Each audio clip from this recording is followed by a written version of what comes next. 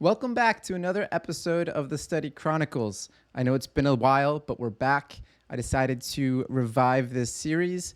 We took a little bit of a break. We played a lot of hands. We've played a lot of different scenarios, but we wanted to come back with a popular demand, and we're going to return to the Study Chronicles where we left off, which is the big blind versus the button. So in the last episode, I covered a 3-bet scenario where the big blind 3-bet versus the button, and we looked at the big blind's perspective in the situation. For this episode, we're going to look at the button's scenario. So we're going to look at the response to the 3-bets. We're going to cover some pre-flop stuff, and then we're going to jump into some drills and continue where we left off. So let's jump into GTO Wizard and take a look at the ranges. There's button and open, pretty standard. We've covered this before in other episodes, but again, to refresh your memories, the thresholds for the bottom are going to be 10-5, Jack-3, 5-3, 8, Jack-8, offsuit, Ace-3 offsuit, and down to 8-5 suited. So it's going to be a linear range for opening. We're going to have a 3-bet range, which is very polar out of the big blind. So in response to the open, we see a lot of strong hands, like 10s plus. And then we're going to have some more polar ranges like King 7 suited, Ace 7 offsuit, hands that have good removal effects with an ace or a king, and then also hands that have a good removal effect with a jack or a 10. And this is because a lot of the strongest hands on the button are going to be 10s plus that can 4-bet. So when we cover a jack or a 10, we are removing their 4-bet frequency by using these suited combos. So it is unexpected to a lot of players that are uncomfortable with 3-betting a more polar range, but we do have hands as weak as Jack-3 suited in that range. And then the scenario that we're covering today is the button's response to the 3-bet. So if we look at what the button is supposed to defend here, we go like this. We'll see that the button still does have aces in the defense range. And this is because big blind is 3-betting a very large sizing. So the SPR is relatively smaller than if the big blind used a small 3-bet. So it's possible that if we size down with the 3-bet from the big blind, aces wouldn't be there as often. However, aces is in this range, so we're going to consider that. We're also going to see a very condensed range for defending here. There's a lot of suited broadways, mainly king high and ace high, as well as some queen and jack high. And then at the weakest point, we're going to have hands like 5-4 suited, 10-8 suited, king 6 suited. We have all of these kinds of combos in our defense range. But we are going to have a mix of pocket pairs, ranging aces all the way down to 3s, I believe. 2s is not going to be in there. Again, if you size down a little bit from the big blind, you'll start to see the inclusion of pocket 2s. So obviously everybody's ranges are different, but these are the ranges that we are going to use for the drills and understanding these scenarios. So that is the response. Let's jump into the trainer where we have a drill set up for facing a 3-bets and then facing an action from the 3-bets. So typically, there's going to be a couple of things that can happen in position in a 3-bet pot. One, villain is going to check out of position, and it's on us. 2, villain is going to bet small out of position, and it's on us. And 3, villain is going to bet medium or large, and then the action is on us. So I'm going to play this drill, and versus the big blind 3-bet, we're going to see each one of those scenarios and then look back on the board textures and kind of see some of the theory behind facing a check, facing a small bet, and facing a medium or large bet. I'm going to try and group the medium and large bet together, but it is a bit unique between the two, so maybe one of those will stick out more than the other, but and I'll spend more time on one of those, but we do need to cover all of the different sizings because they're all very important. So in the first scenario, big blind 3-bets, We defend Jack 9 suited, very standard defense. And the flop comes King 5-3 and villain checks. So right away, we get the check frequency, right? And in order to look at how we are going to play versus a check, we're going to dive into our favorite section on GTO Wizard, which is the reports. And we will see what our overall strategy is for facing a check in a 3-bet pot. So here is our overall strategy up here, and you can see our response. So we're going to check half of the time. This is a global strategy. This isn't just specific to the King 5-3 board. You could put any board there. It doesn't matter. But what this section here is telling us is this is our global strategy, meaning overall, this is what we're going to be doing versus a check. So versus the check, we have a 50% check. We have a 26% small bet.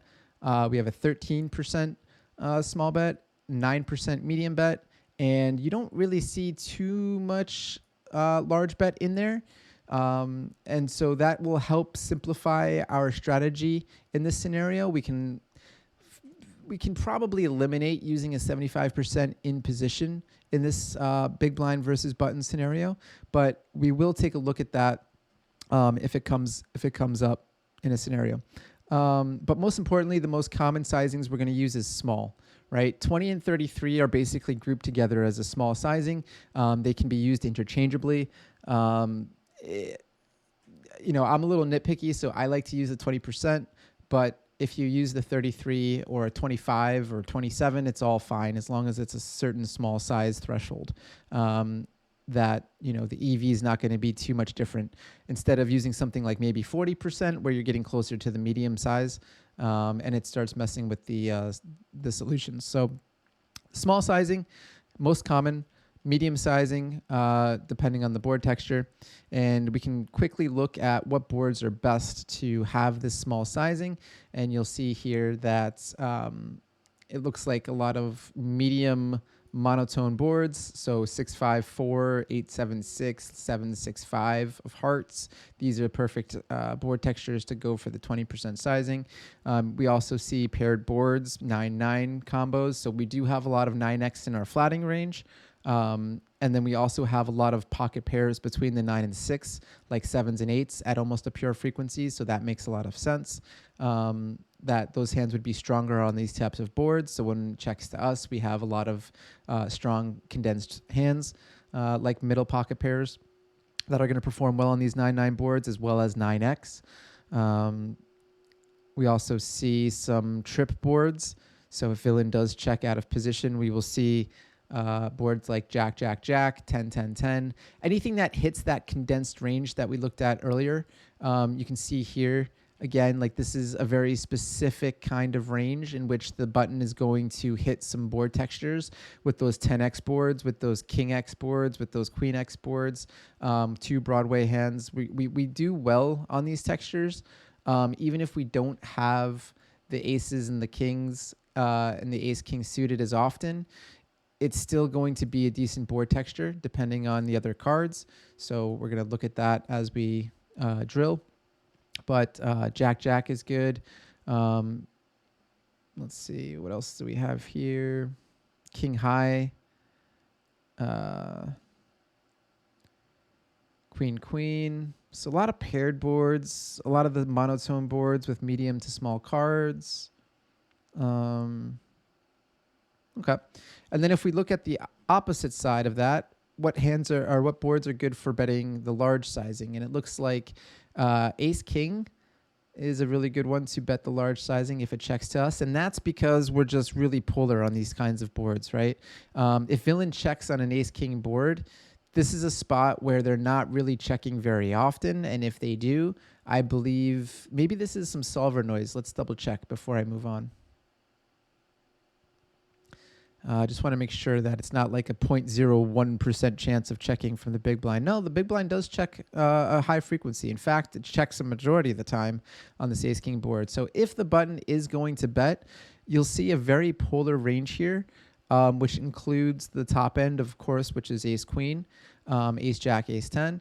And then you'll see like a lot of our weaker hands that are trying to make villain's weaker hands indifferent, right? So if villain has something like pocket queens, pocket jacks, king X, they're going to be really uncomfortable if we're betting a large sizing with our pocket fives and fours. And it's also going to enable us to just win the pot right there, because they're probably going to have to fold against the large sizing with hands like jacks, no heart, tens, no heart. You see that reflected here. So that's the idea of using the large size in position, is very specific board textures when you see a very polar range come out of it. That's when you're going to use that large sizing. Typically, those boards are going to be boards in which villain typically has a nut advantage but decides to check. And we have a very, very tiny, strong value range. That's when we're going to use that large sizing. Combined with maybe, the fact that we have a lot of medium strength hands on a board and we just want to check back, so we don't have an incentive to bet frequently. So hands like, second pair, under pairs, those are all usually going to be checking back at a mix. But that's why we're going to see that polar sizing and that large sizing and a board texture like that. So that is going to be our overall strategy using the 20, the 33, the 50. We're going to use the 75 in some extreme polar scenarios, but for the most part, I'm going to simplify here to having a smaller medium sizing. So as it comes up, we're going to look at the situation. But this is the first scenario in which Big Blind checks to us on the button. So I am probably giving up here or mixing in some 20%. This hand just has zero showdown equity for the most part on this texture, unless we go backdoor. Do I want to put a bet in with 20% here? What is the worst hand? So the thing I always think about when the action is on me is, what is our absolute worst hand here? And what is our absolute worst hand that has some kind of equity or has some kind of draw? And that would probably be a hand like 6-7 suited. I think a hand like 6-7 suited would be a great hand to start betting here at a frequency. Ace-4 suited, which blocks, ace-king or ace-ace. Hands with gut shots on this texture, hands with a single spade. So if we had something that we defended like ace-jack with a jack of spades or an ace of spades, we would maybe construct those hands in there. So this hand is kind of just like the worst trash in our range. I think 8-9 suited is probably the same kind of idea here. So I could see us either checking or betting small. If we do bet small, I don't know what the plan is for the rest of the hand, but I would be guessing. 30% of the time, do I really want to bet here? I'm going to check because I know check is good. But we can, in fact, use a small sizing on this board in position. And it goes check, check. And now we get to the turn. They check again. I am going to put in a bet at this stage. We don't have any showdown value. We picked up some equity here.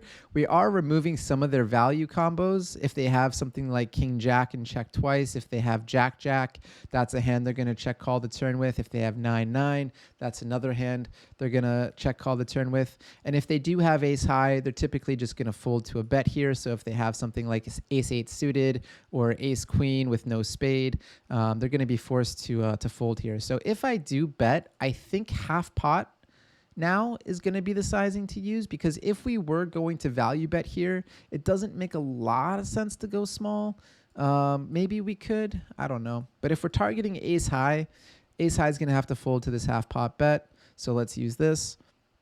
And in fact, that is the answer. We're either going to use a half pot or a check most of the time. And villain folds. So villain also had jack 9, but the offsuit variation. Very low frequency 3-bet from them out of the big blind with that hand. But I like the way that we played this. Now, if I did bet half pot on the turn, I am kind of curious. Would I just fire this on the river? Let's take a quick look before moving on. So let's say villain does call, and now we're on the river. River is a complete brick. Villain checks. Are we going to fire 2 streets now with jack 9? It looks like the answer is not this time. We're going to use a hand instead, like 9 high, I suppose. Um, ooh, interesting. We see some all-ins here. I did not expect an all-in play, but I guess once we use the half pot on the turn, we're vying for maybe a more polar range on the river, right? Because we shouldn't be betting half pot with too many weak hands that aren't looking to get it in by this point. We're going to check back some of our King X, I imagine. So, yeah, looking at our strategy as a whole, we can even shove some King Queen here for value, but we are in fact checking back King Jack, King 9, King 8. So 2 pair plus, we're going to be shoving. And that's how we're going to construct our range on the river, is shoving those 2 pair hands. So the trash hand side of it is going to look like this. We're going to have some of those hands I mentioned earlier, like 7-6 suited, 5-4 suited. We're using a second pair, sorry. What pair is this? This is third pair, fourth pair by the river. So we're using fourth pair by the river to turn our hand into a bluff. We're using some 7 high, which is now third pair. So we're using third pair, and if we just filter here, that makes my life easier. Yeah. So you can see here there's a section of basically where the line is for our bluffing hands, and we're using third pair and worse, right? So if we have no made hand or we have third pair, that can be a candidate for turning our hand into a bluff. So we're also using a hand like ace jack with a blocker. But yeah, pretty cool spot to see. All right, let's move back on to the scenario at hand. So now, perfect, we're facing a small bet. Now, what is our global strategy versus a small bet in a 3-bet pot? Let's have a look. We go back to our friend, the reports. And we see facing a 20% sizing, which, as we know, is going to be the most common sizing out of the big blind as a C-bet in a 3-bet pot. This is our response here. The global strategy is always going to be up at the top here. And we see that 74% of the time we're going to call. So overwhelmingly, the majority of the action is going to be call. And then we have a small frequency of raise 35 and an even smaller frequency of raise 55. So if you wanted to simplify here in 3-bet pots, I'm sure having one size isn't going to affect your EV too much. I typically just use a raise 33 or raise 35. I don't really use 55 too often unless I recognize it is a scenario for it.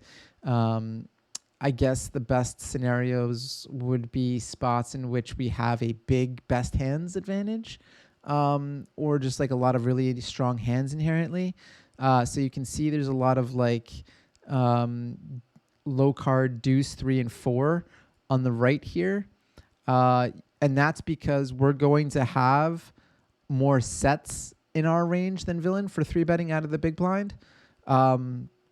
So big blind's never 3-betting deuces, 3s, or 4s.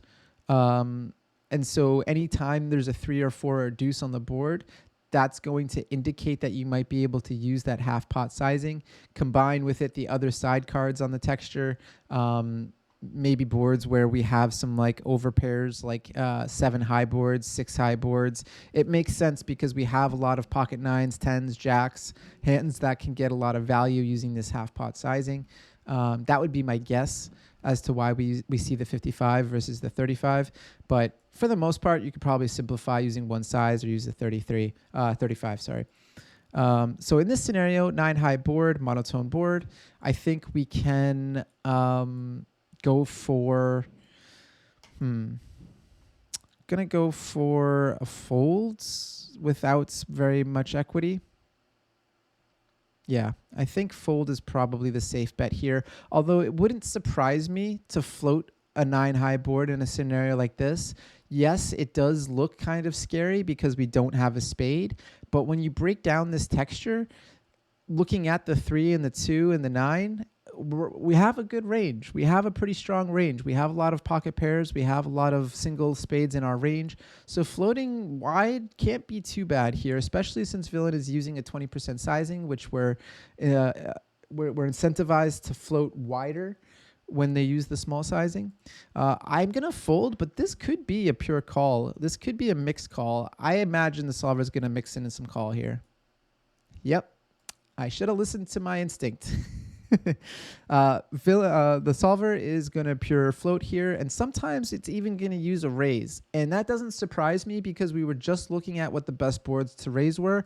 And 9 high with the 3 and the 2, that combines both of the good cards for us. It makes sense to have a raise. So let's just change this move so that we can kind of play this line out, because out of curiosity, we're going to get to the turn a lot with some difficult scenarios. In this one particularly, we turn a jack, which has a gut shot. We block some strong jack X. We still block some king, king, and queen, queen. So that's the great part about floating this hand in position, is that we get to the turn, and if villain checks, we have an almost definite bluff spot with a hand like this. I think if we had queen jack suited, it would be even better.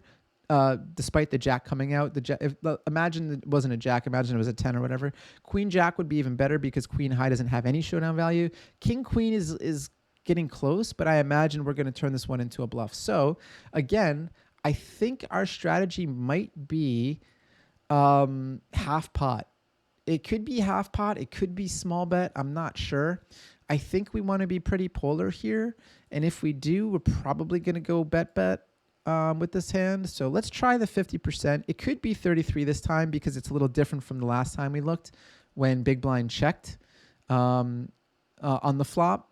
And this time we see that big blind bet and is now checking. So that is a big difference in terms of what sizing we can pick. So let's go half pot. It is half pot though. It is half pot or check. Okay, great. They called. I think this is a good one to fire. If you looked at the ranges before with hands that were good for, bluffing the river, we were bluffing as strong as third pair hands on that board texture. Granted, that was a different monotone board, so it's going to be a lot different. But I think this is going to be a good one to shove here. Getting to the river with king high doesn't have any showdown. And again, we still have some pretty good blocker effects. So let's go for it. We go all in. That is okay by the solver. We also are going to check. So we have to be careful about over bluffing this combination. But it is going to be a good play. Villain folds, ace queen, perfect result in which we fold a better hand and win the pot. So pretty cool spot there. I guess we could also take a quick look at the bluffing combos out of just curiosity. What other hands would we bluff if we get to the river at the worst part of our range? And it looks like, again, we can bluff as strong as ace high here. Are we going to bluff any pairs on this board this time? It doesn't seem like it. It seems like we're prioritizing mostly ace high, king high, and no made hand. So if we are going to bluff, we are going to use the weakest parts of our range there. And then the strongest parts of our range, we're going to shove ace jack for value at the thresholds. So moving on to the next hand. King Jack 5, so big blind checks. Okay, so this is one of those spots where we slow played aces pre-flop. We did see that this is in fact a call pre-flop versus the 13 big blind 3-bet. And this is a spot that we could possibly use the 75 because if we remember, the board textures in which we want to use a 75 sizing are going to be the ones where villain has a lot of best hands advantage inherently. And we want to be more polar for betting. So it wouldn't surprise me to see some like 50 here. We could also use some 20, 33 or check. With the aces, I imagine we want a fast play. Unblocking top pair is also really good here. I can't imagine we're checking. I think bet 50 is the play here. I think we might see some bet 50. Although I did roll a big number, which means if there is a passive line, I should take it. So if we ever check, then I should check here. If we do use the 20% but don't check, then we should use the 20%. So I'm going to try the 20% because I think this is my best, because I don't think we're going to check. I don't think we're going to check, but let's try the 20%. Okay, I was wrong. We are going to check 10% of the time. So That would be the play. Otherwise, the bet 50 is going to be the most common sizing, which makes sense because of exactly what I explained before. But yeah, check is a good play. Let's use the check. Turn is a king, and villain polarizes here. So this is basically repping a king at the very worst. Maybe pocket queens, maybe some ace jack. The fact that we're blocking ace jack means that it's less likely it's going to be ace jack. It's more likely it's going to be trips plus. We're likely going to face an all in on the turn river. It's possible we could just jam here to deny some equity from draws. So if villain is betting the sizing with something like 10-9 of spades, jamming is going to deny a lot of equity from them.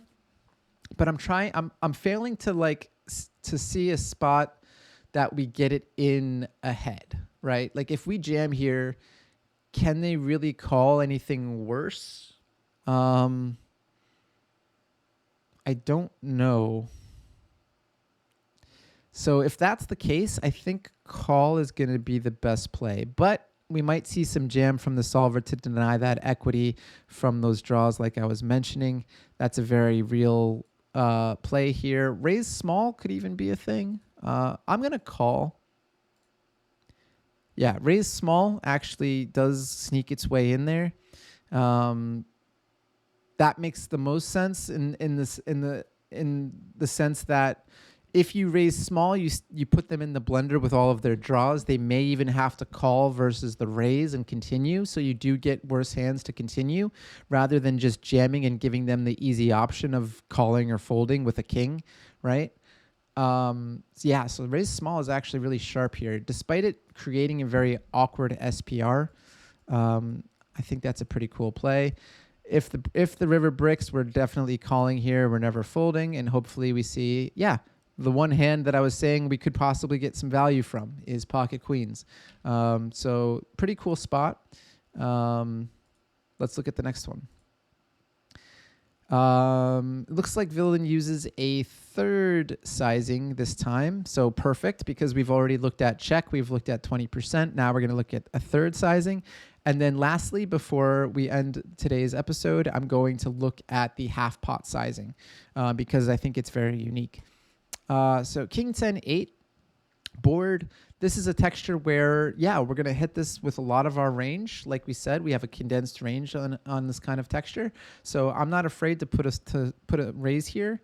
I think we could slow play this at a frequency, but we'd rather do that if we had hearts, I think. But we can't really have hearts here. So we're only going to have King 10 of diamonds, King 10 of clubs, in which case I think playing both of those fast is good. Going to raise 35. We do have both options, though. We can also call. And turn the nuts. This is, I think, the perfect spot to check back. I can't imagine we would go with a small sizing here, although a small sizing does force villain into a tough scenario if they have any spade X combo, right?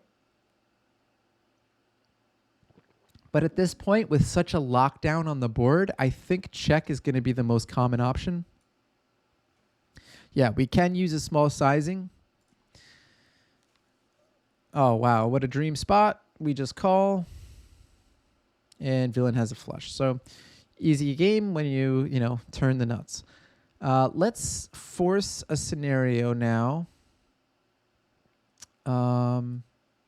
Going to configure the session so that we face in half pot sizing. Actually, we can just do this. We can go to the study page, and then we can just enter in the 50% sizing, and then we can drill a spot. So let's look at big blind bet 50 and buttons reaction. So we're going to look at the aggregated reports as to how to react to the half pot sizing. So like other 3-bet scenarios, facing a 3-bet and facing a c-bet, the larger the sizing of the c-bet from villain, the more often we're just calling, because villain is going to likely be putting the money in anyway, and we go into this like bluff catch mode in position. We can float wider, not float wider, but we can float to to balance the times that we call stronger hands. We can call some weaker hands that we turn into a bluff later. So the most common line facing a half pot or larger sizing is going to be call. And then from there, we start dividing our range between bluffing or not bluffing or whatever. Instead of raising flop, where villain is going to have a really strong part of his range for using a half pot sizing. So we see that reflected in the global strategy. Here's the global strategy, big blind versus button. You see raise 35 and raise 55 is very low frequency. In fact, you even see some all-in creep in versus the 50% sizing, because at this point, the SPR is so low that jamming just kind of makes some sense with some value combos. So there are going to be scenarios where villain goes for the half pot sizing and we can just rip it on him. Those are going to be scenarios where we have a lot of equity with our condensed range. So boards like Jack 10-8 are kind of perfect for this because if you remember our condensed range pre-flop, we have all of these really strong hands that are going to interact with the Jack 10-8 board that also have a lot of equity. So like King 9 with a flush draw or King 9 with a backdoor, we're going to have an open-ended overcard flush draw, backdoor flush draw, whatever. We're going to have two pair combos. We're going to have, top pair with a flush draw. We're going to have a lot of really strong hands that can just rip it in here against villain.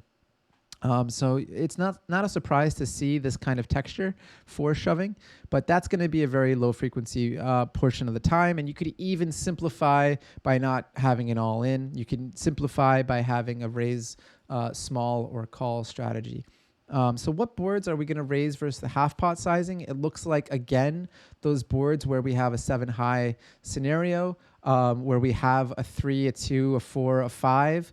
These are all going to be good for us because we have that, pocket pair range that villain doesn't.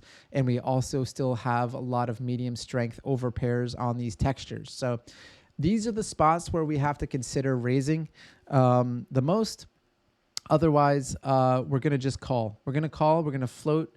We're going to play turn river most of the time if we're going to continue in the hand. So let me see if I can force a half pot bet now in this scenario. If I go 3-bet button versus big blind, if we look at the flop, I have to do a custom scenario in which we set up the big blinds on the flop, betting half pot. There we go.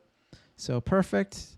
Now we can start the training. So we're going to be facing a half pot sizing on the flop, Jack 9-6. This is one of those boards that we could potentially jam on. We were literally just looking at Jack 10-8 being good. So Jack 9-6 isn't that far away, and we have a really strong hand.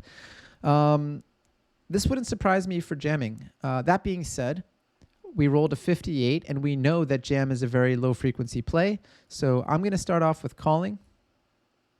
And in fact, all in is there. So this is exactly how studying helps you in game, right? We literally just looked at a spot. It comes up in a drill. We're ready for it. We jam. We're excited that we just, implemented something we literally just learned.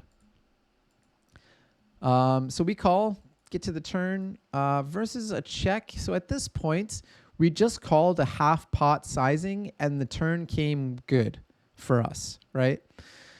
We're going to have a lot of Jack X, and we do have a Jack. So what do? I think most of the time we're just going to size down here because the SPR is so low. It's a little bit more than I want to say like a 1.25 SPR. Looks like, about 1.3, 1.25. So we can either bet 33, 20, or 50. The smoothest sizing to use here, which allows us to go all in, is 2E, which I think is what the solver would typically use if you give it the option. So because we don't have a 2E button, we have to kind of calculate it ourselves, which would be, I think, half pot, roughly. That is a bit extreme here. I think 33 or 50 are going to be used, though. Let's try the 33. 33 or 20. Okay, so it's not going to use the half pot. So it doesn't exactly want to use the 2E sizing, I think, because I think 50 is pretty close to 2E, right? 50, if I go half pot, it's 26 and a half, which leaves us, oh God, never do math live, right? 26, which would leave us 47 on the river.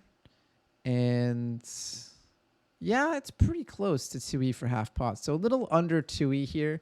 This may be because we have some hands that don't want to necessarily use a polar sizing for 2 streets, right? We're going to have some hands that just want maybe some protection that don't really show down very well, like pocket 4s, pocket 5s maybe. Maybe some 9X that wants to like bet and check back. I don't know. But for this time, we're going to use the 3rd sizing. And obviously, we're just going to jam all in on the river. And villain does call with ace king. So nice. But let's take a quick look at the turn strategy out of curiosity.